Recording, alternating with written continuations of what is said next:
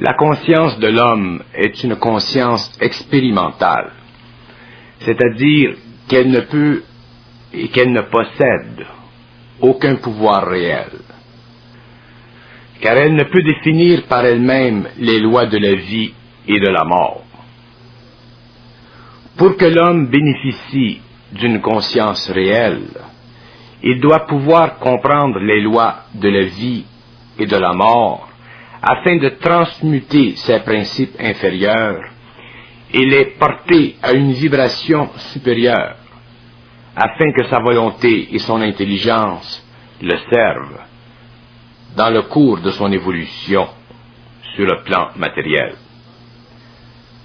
Tant que l'homme est impuissant, tant que son intelligence et sa volonté sont déterminés par des forces externes à lui-même, il ne peut approuver ou désapprouver de rien, sur quelque plan que ce soit, car son être remplit simplement une fonction de vie biopsychologique, conditionnée par la conscience sociale de son époque.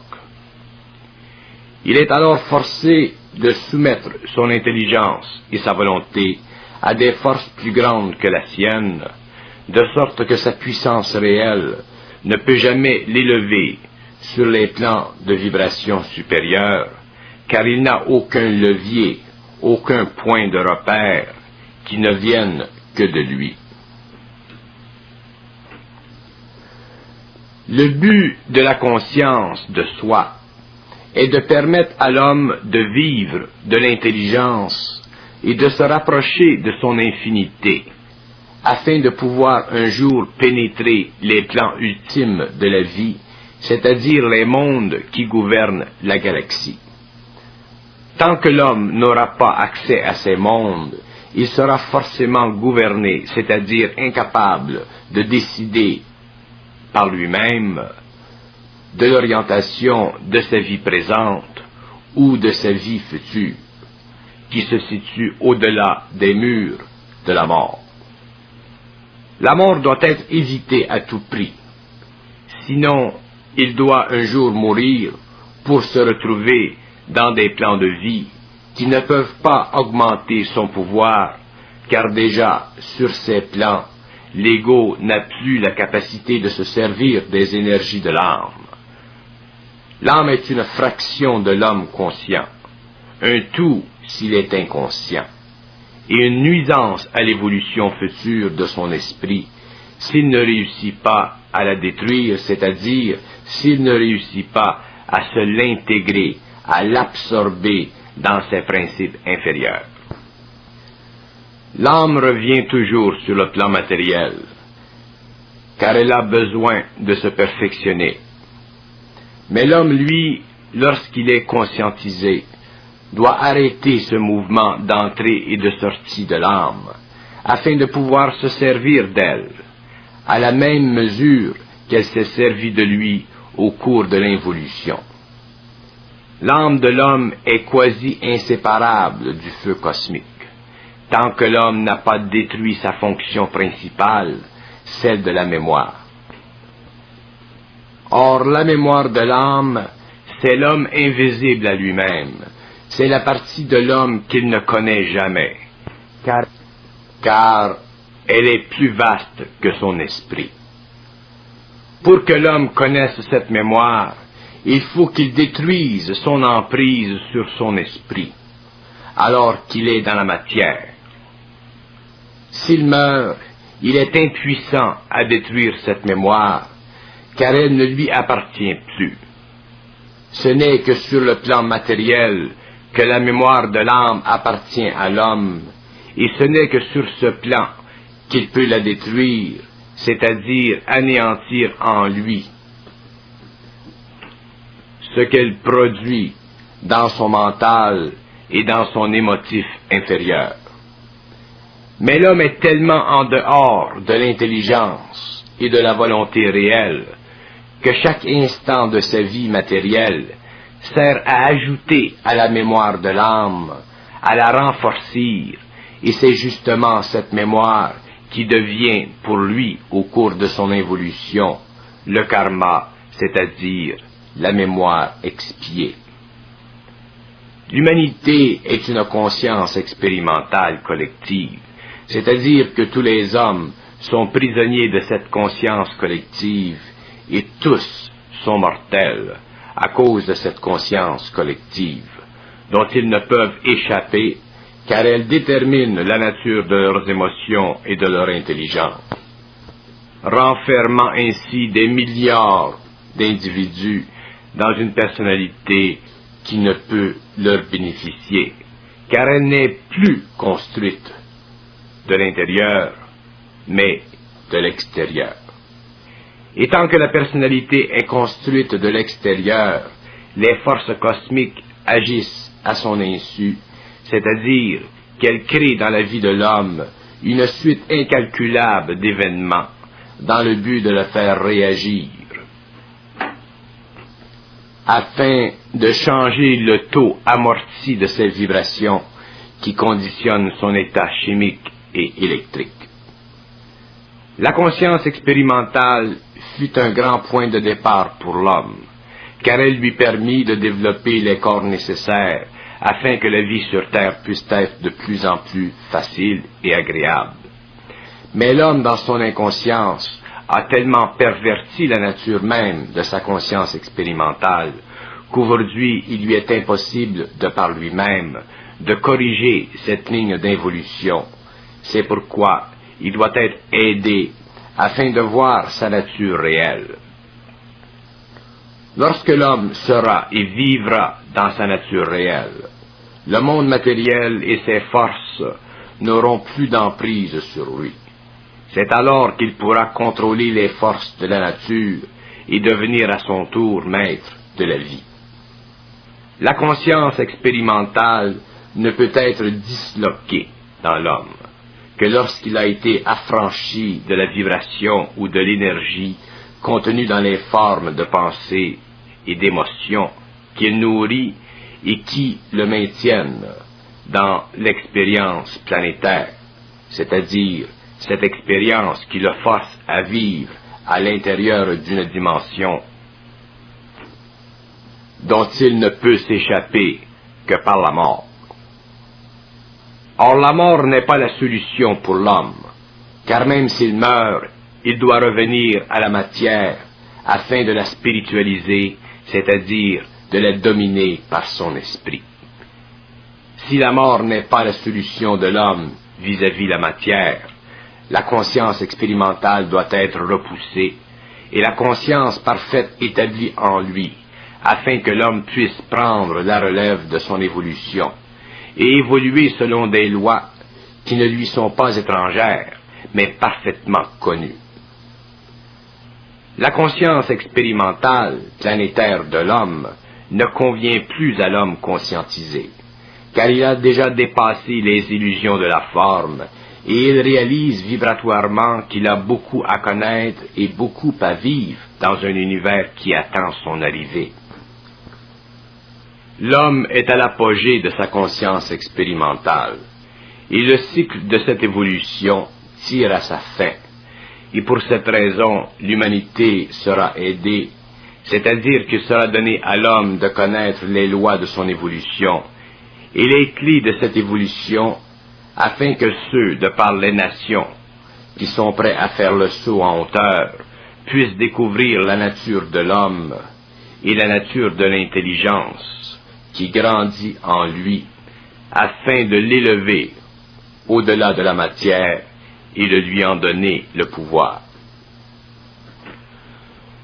L'homme ne peut plus continuer à évoluer sur le plan matériel sans qu'il ne se produise en lui une mutation, un changement radical et profond de son être, non pas de l'extérieur, mais de l'intérieur, car c'est de l'intérieur, c'est-à-dire de l'indivisible et de l'invisible, qu'il vient, et c'est de l'invisible qu'il vivra, et c'est à l'invisible qu'il doit retourner. Non dans le sens matériel que l'on donne à l'invisible, mais dans le sens réel que l'homme peut et doit connaître lorsque les lois de la conscience expérimentale ont été abolis en lui. Les mondes invisibles sont les sièges gouvernementaux qui dominent l'évolution matérielle de l'homme. Et ces sièges ne sont pas seulement invisibles à l'homme d'aujourd'hui, mais aussi au-delà de son pouvoir d'accès. C'est d'ailleurs pourquoi ils lui sont invisibles. Le taux vibratoire de la conscience expérimentale est tellement restreint qu'il y va de soi que ces mondes demeurent invisibles à l'homme, et tant que l'homme n'aura pas le pouvoir de pénétrer dans ces mondes où siègent les dirigeants et les coordonnateurs des activités planétaires, il sera le pauvre être, la pauvre créature, croyant dans un libre arbitre et vouée à la mort certaine. La conscience expérimentale de l'homme doit être réalisée, c'est-à-dire que l'homme, en tant qu'individu, doit pouvoir vivre de sa propre intelligence et ne jamais être soumis à une autre intelligence que la sienne, celle du rayon en lui. Cette nouvelle condition de l'homme est la clé de voûte de la prochaine évolution. L'homme est un être étrange, car il ne sait pas ce qu'il est. Et pourtant, l'intelligence à laquelle il a accès est illimitée. La planète Terre évolue dans un éther, c'est-à-dire dans un médium de lumière tellement vaste, que le seul fait d'en connaître l'existence renverse l'évolution et les lois de la vie sur la Terre, car à partir du moment où l'homme pénètre dans cet espace, il n'est plus planétaire, c'est-à-dire qu'il n'est plus régi par les lois de la mort. L'importance pour l'homme d'être libre de la conscience expérimentale est si grande que si la vie sur Terre devait un jour être menacée d'extinction par une conflagration nucléaire déclenchée par l'homme, les gouvernements invisibles se rendraient visibles à l'homme et ce serait la fin de l'ordre tel que nous le connaissons.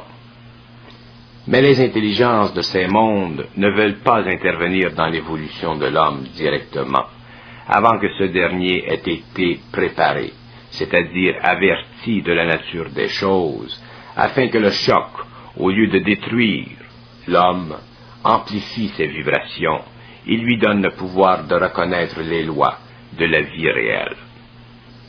L'homme est sans contredit à la limite de ses possibilités matérielles, et il doit entrer dans la lumière de la terre, afin de poursuivre son évolution, et cesser une fois pour toutes d'assujettir son pareil, qui souffre de la même condition que lui, l'ignorance.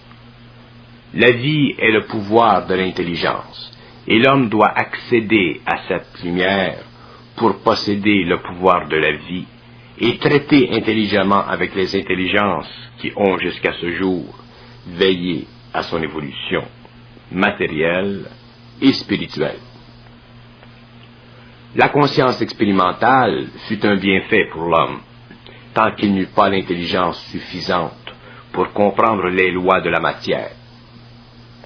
Maintenant qu'il comprend un peu les lois de la matière, il doit comprendre les lois de l'intelligence qui sous-tendent toute matière.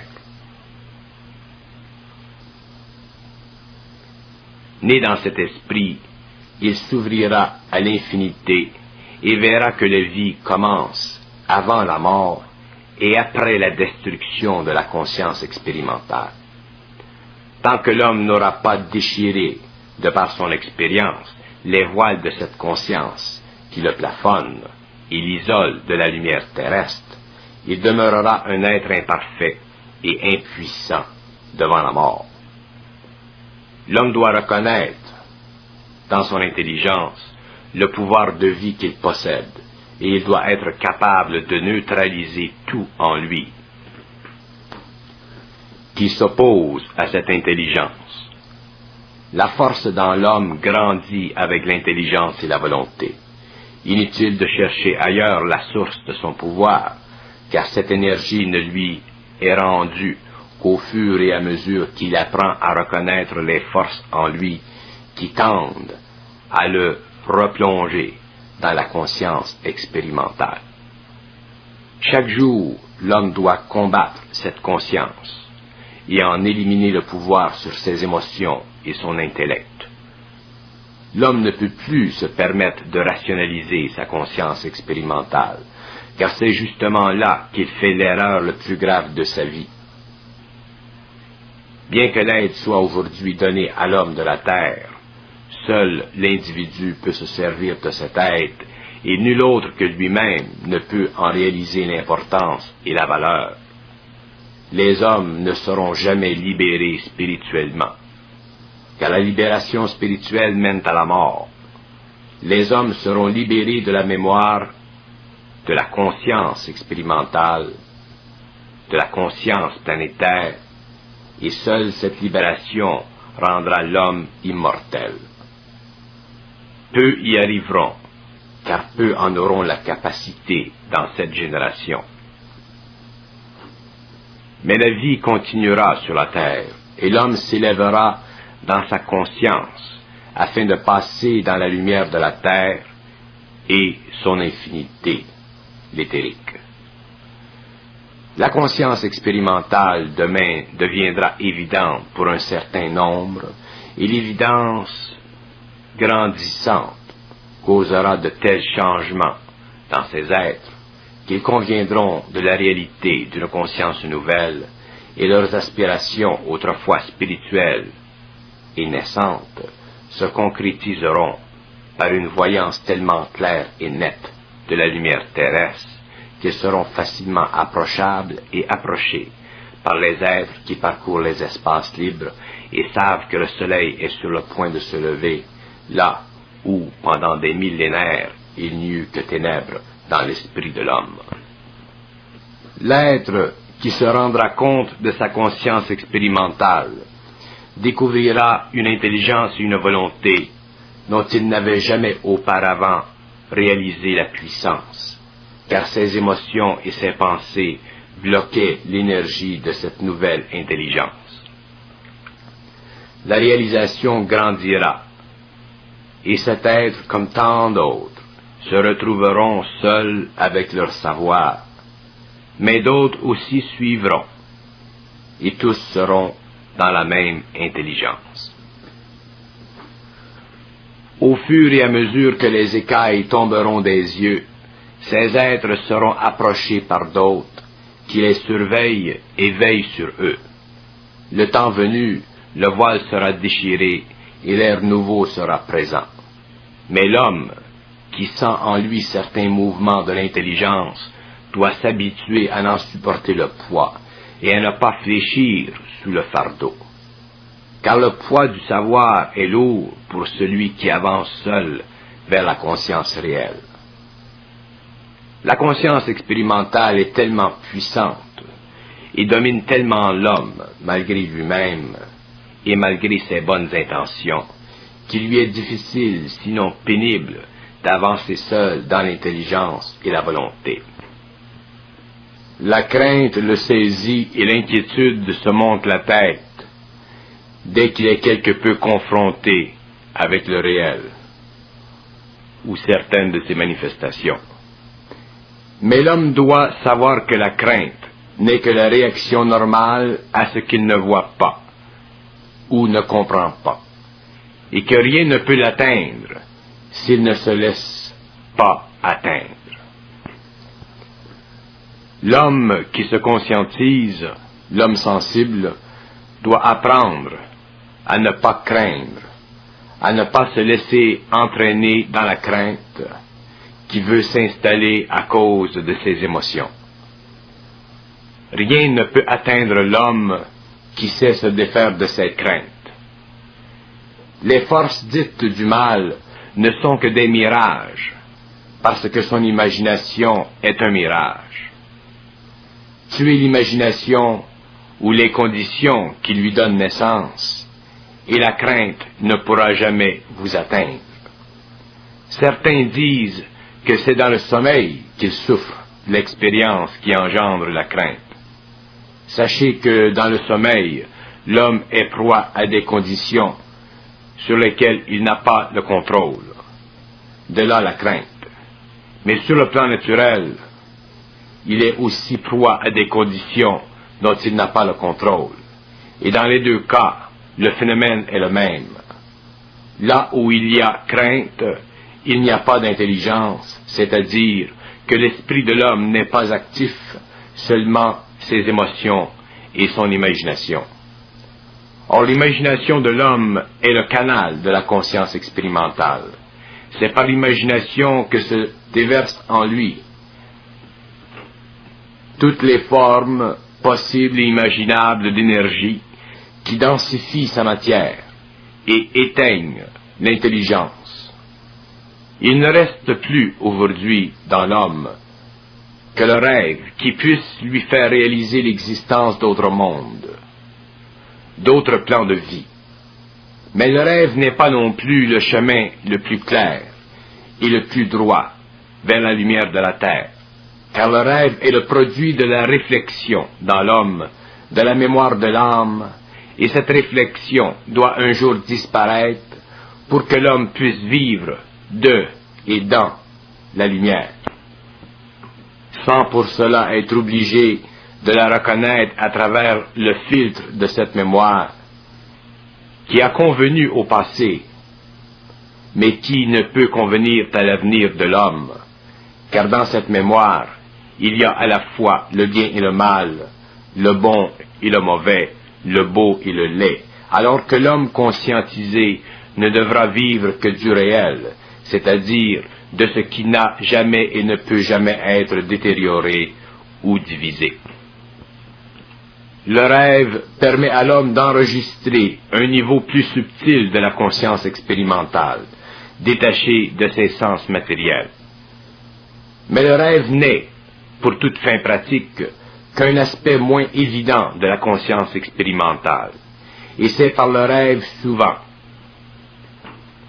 à cause de sa plus grande affinité avec les mondes suprasensibles, que l'homme peut être indiqué des avenues coïncidant avec sa vie de tous les jours.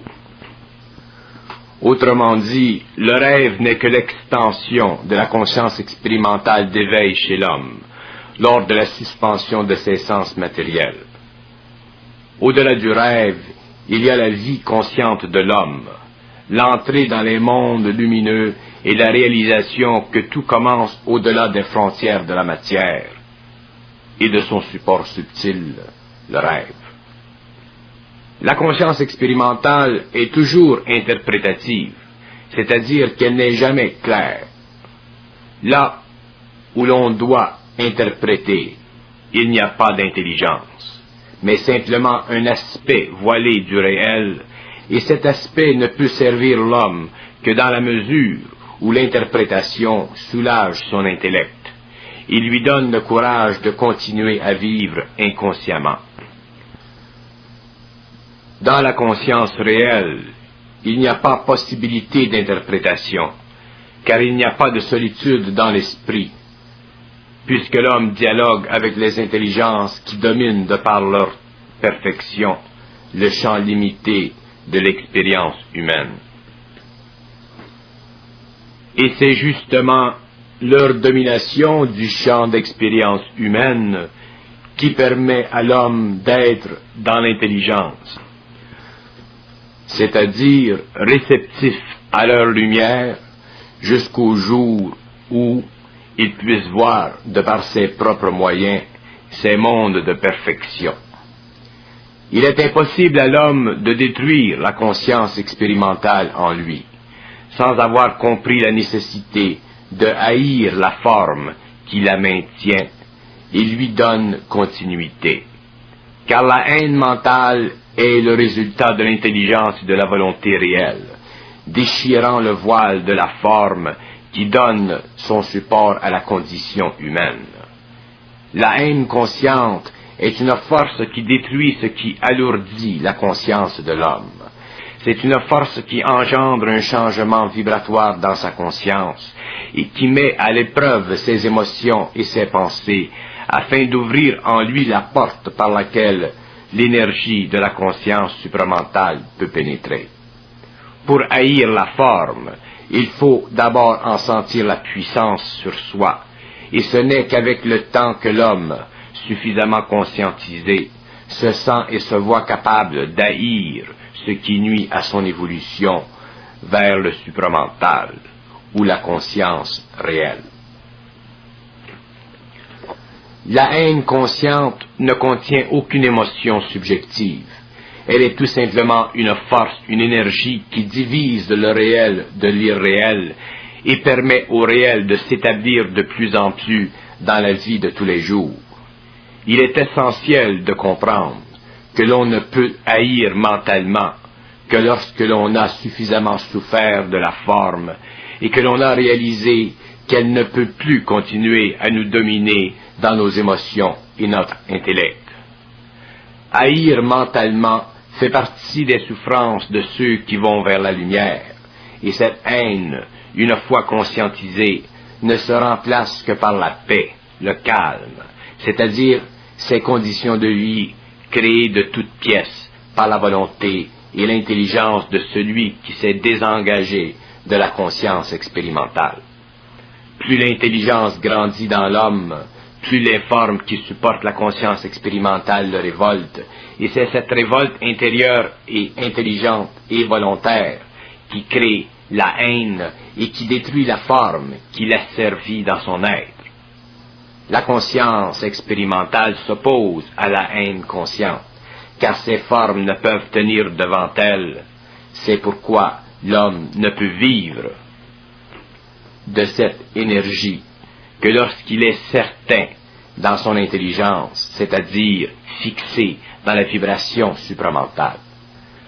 Tant que la conscience expérimentale est logée dans l'homme, il trouvera difficile, sinon impossible, de maîtriser l'énergie de la volonté, car cette énergie ne peut être conditionnée par l'ego, puisque l'ego est prisonnier de la conscience expérimentale. Cette énergie ne peut descendre dans l'homme que lorsque le canal est suffisamment ouvert. La conscience expérimentale ou l'inconscience de l'homme intervient instantanément dans la vie de l'homme, et son instantanéité est la cause première de l'affaiblissement de l'intelligence et de la volonté réelle. Lorsque l'homme se conscientise, il réduit l'instantanéité de la conscience expérimentale. Il se met au neutre et permet à l'intelligence de contrôler les réactions émotives de l'homme. Lorsqu'il sent qu'il a le pouvoir de suspendre l'instantanéité de la conscience expérimentale, de ses réactions émotives, il peut alors commencer à corriger les dégâts que fait cette conscience dans ses corps subtils, et ainsi regagner l'énergie vitale qu'il perd constamment lorsqu'il est assujetti à ses formes. La conscience expérimentale est une condition de vie qui permet à l'âme de se développer et de contrôler de plus en plus la destinée de l'homme. Or, sa destinée doit être intégrée à sa volonté, car dans le cas contraire, il perd la puissance de son esprit et ne parvient jamais à s'élever au-dessus des lois de la mort.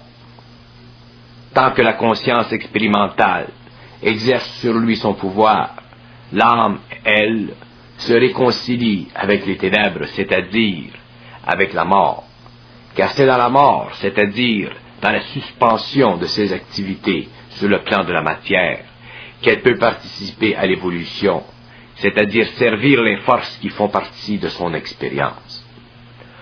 Or, si ces forces sont positives, l'âme s'élève dans les sphères sans jamais en comprendre le but, car dans les sphères, il n'y a pas d'intelligence, seulement de la lumière. Si ces forces sont négatives, elles descendent dans les sphères, c'est-à-dire qu'elles souffrent de l'absence de lumière. L'homme a toujours confondu la lumière de l'âme avec la lumière de l'intelligence. Il y a une profonde différence. La voici. La lumière de l'âme est la réflexion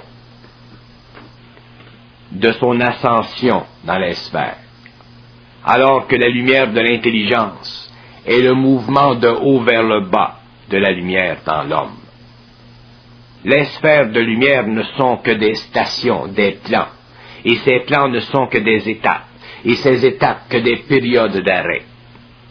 À l'extérieur de ces plans, la lumière, c'est-à-dire l'intelligence en mouvement, se déplace et pénètre les couches les plus profondes de la réalité, c'est-à-dire les plans de l'âme. Et lorsque la lumière pénètre les plans de l'âme, elle continue à travers ces plans jusqu'à ce qu'elle ait atteint les plans les plus bas, où l'âme active peut servir l'esprit de l'homme lorsqu'elle a été annihilée dans son énergie, c'est-à-dire transposée en intelligence, volonté et amour réel. Tant que l'âme n'a pas été transposée, elle ne sert pas l'homme, et ce dernier en est l'esclave, car c'est elle qui est la mémoire de l'homme, et c'est à partir de cette mémoire qu'elle le fait participer inconsciemment à la conscience expérimentale, alors qu'elle en bénéficie, car à la mort de l'homme, une fois libérée, elle pourra encore une fois accéder à des plans supérieurs, et tout recommence encore une fois. Réincarnation et cycle de vie qui mènent toujours à la mort, mais jamais à la vie. L'homme ne doit pas confondre la lumière de l'âme avec l'intelligence de la lumière. Tout est lumière dans l'univers. Or ce n'est pas parce qu'il y a lumière qu'il y a intelligence.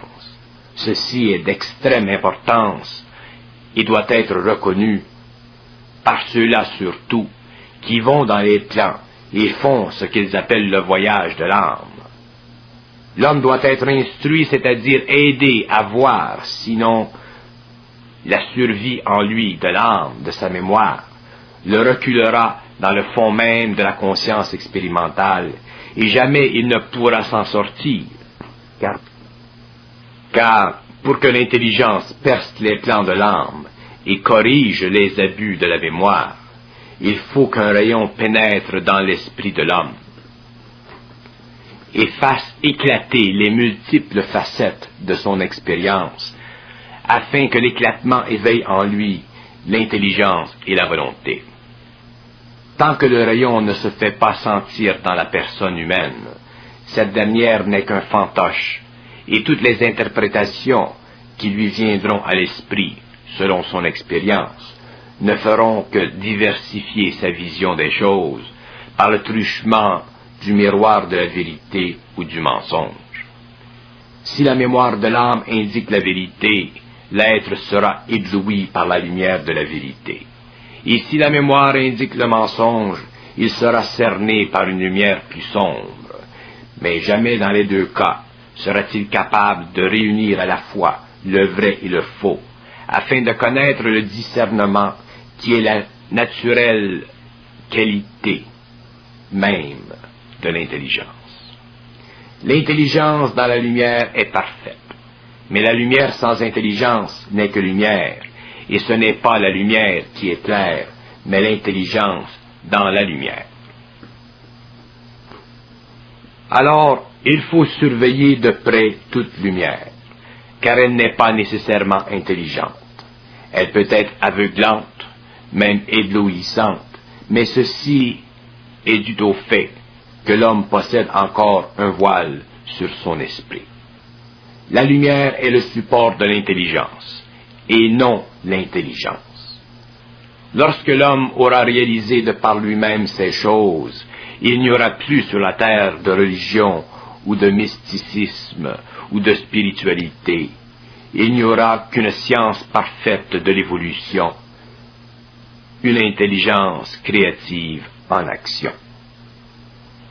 L'intelligence pure ne peut jamais être subordonnée à l'ego, car sa lumière n'est pas astrale, c'est-à-dire qu'elle n'est pas dominée par la conscience expérimentale de l'homme.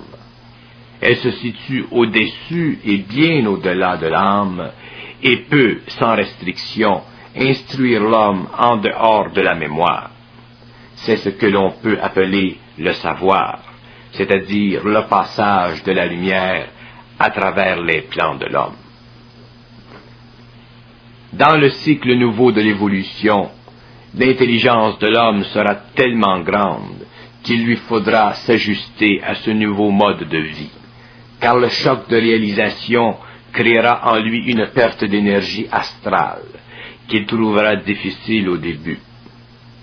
Or, cette perte d'énergie astrale sera le choc produit par la conscience réelle sur la conscience expérimentale. Et c'est pourquoi l'homme conscientisé sentira parfois que la vie matérielle ne vaut plus la peine d'être vécue. Mais en fait, c'est le contraire, car une fois conscientisé, ses corps ajustés à cette énergie nouvelle, l'homme entreprendra de vivre sur le plan matériel ou sur d'autres plans, avec une facilité inimaginable, car il ne sera plus restreint par sa conscience subjective, de sorte que la vie, au lieu d'être telle qu'elle fut par le passé, sera telle qu'il la découvrira au fur et à mesure que cette énergie descendra sur la terre, de sorte qu'un jour, l'homme verra qu'il est parti de rien pour devenir un tout, et cette réalisation sera tellement totale qu'il verra bien pourquoi il lui fut nécessaire par le passé de vivre de mémoire avant de vivre d'intelligence. Vivre de mémoire veut dire exister, ne pas pouvoir connaître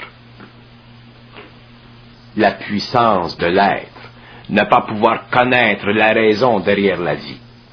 Vivre totalement veut dire être parfaitement en équilibre avec les forces qui dirigent l'évolution et participer au même titre qu'elle au développement de la science cosmique, c'est-à-dire de la science parfaite, afin que tous les royaumes, tous les plans, servent à l'homme une fois pour toutes. L'homme conscient est un roi, un maître de la vie. Il règne sur le plan où il est, car son intelligence domine, et cette domination n'est pas contrainte, mais puissance, car elle éclaire et ouvre le chemin. Elle trace la voie afin que d'autres puissent s'y engager. La conscience expérimentale n'est plus possible alors, et l'homme ne peut plus souffrir, car il est uni au rayon de la création, c'est-à-dire à cette énergie vibrante qui peut tout, car elle est, dans son origine, parfaite. Se nourrissant de cette énergie, l'homme n'a plus besoin d'être lié à la matière, car il ne possède plus la mémoire de la matière. Étant libre de la mémoire de la matière, il lui est alors possible de se créer des véhicules de toutes sortes, pour passer d'un plan à un autre, afin de visiter les mondes, non pas dans le but de s'instruire, mais dans le but de rencontrer les différentes formes de vie qui évoluent, et de voir comment telle ou telle forme s'y est prise pour résoudre tel ou tel aspect de son évolution. L'homme n'est plus à la recherche, il est dans l'intelligence, et de par cette intelligence, il croît, il grandit en pouvoir, parce qu'il n'est plus limité par le désir de connaître. Sa limite ne tient qu'à sa capacité de connaître, et plus il peut connaître, plus il peut absorber vibratoirement l'énergie des mondes ambiants, plus il a d'expérience sans jamais en être victime. L'infinité est à ses pieds, car son intelligence est infinie. La destruction dans cette génération de la conscience expérimentale chez l'être humain sera le premier pas de l'homme vers l'expérience totale de vie, c'est-à-dire que l'homme pourra se voir en tant qu'être supérieur, c'est-à-dire en tant qu'être complet, non pas parce qu'il sera complet, mais parce qu'il aura complété la phase essentielle de son évolution, qu'il aura terminé son expérience de vie, pour entrer dans l'exercice de ses fonctions créatives à l'échelle de la galaxie tout entière. Il sera possible alors à l'homme d'automatiser sa conscience corporelle afin de se libérer en esprit et voyager dans le temps.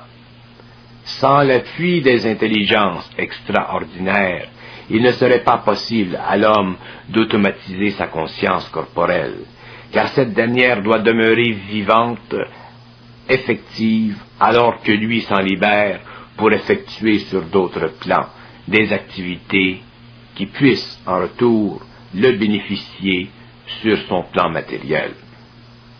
Sa destruction de la conscience expérimentale est le point culminant de l'ordre nouveau. Et ceux qui en vivront l'expérience connaîtront la science des matières ultimes, c'est-à-dire la science des profondeurs. Et cette science leur permettra de réunir, là où ils se trouvent, des forces qui seront des points de repère magiques pour ceux qui seront en voie d'évolution au cours de la 6e race. La 6e race se prolongera dans le temps et elle sera surveillée pour la première fois depuis l'implantation de l'homme sur le globe terrestre par l'homme lui-même. L'esclave sera devenu le maître et les surveillants d'autrefois pourront se retirer.